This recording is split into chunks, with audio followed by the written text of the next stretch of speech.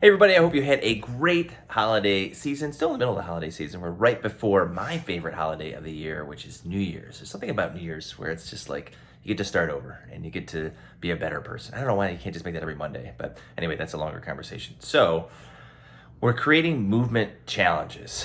And I think this is kind of inspired, and I've talked to some of you about it in terms of my parents are getting older. I have grandparents and people that I've loved that I've seen that at the very end of their lives has not been that great. And it's usually from kind of orthopedic problems and general health problems that I think can be prevented. And I think we don't have good systems in place in our medical system to pull out issues that can be easily fixed with movement hygiene. That's a word you're going to hear me start using.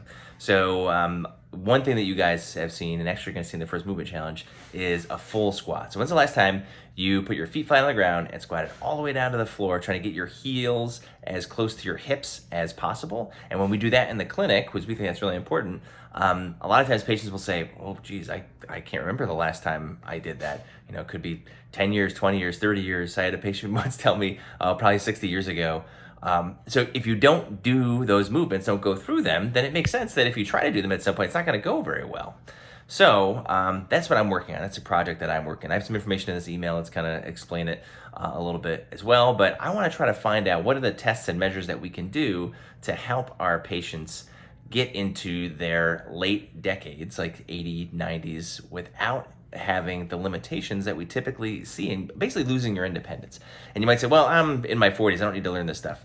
You're the most important person that needs to learn this, because there's things that you can do now, little things that you can do to make sure that you have a better end of your life, orthopedically speaking, and really independently speaking, so that you don't rely on other people to do simple, basic, everyday things. So you probably are watching this, you're not a physical therapist, but physical therapists know this very intimately, because I've been doing this for 20 years now, so I've seen people go from young, healthy to not as young and healthy and relying on other people. So that's what this whole movement challenge thing is about. So you're going to be getting some emails from me. I promise you, if you go through these emails, you're going to get a ton of value out of it. So I encourage you to engage with them. We're going to be giving you little instructions, and we're going to help you out. If you don't do well with this movement challenge, by the way, my parents were here this weekend. I had them do the movement challenge, and they have some things they have to work on. My parents are in their 70s, and they're in really good health. But if I don't keep an eye on them and if I don't push them to do the right things to take care of themselves orthopedically,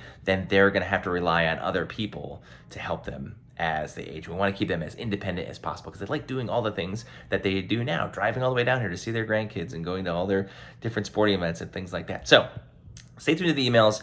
There's going to be a ton more information that's coming your way. The first movement challenge is going to start the first week of January. So if you can do the movement challenge and it's really easy for you, awesome. We're going to make it a little bit harder.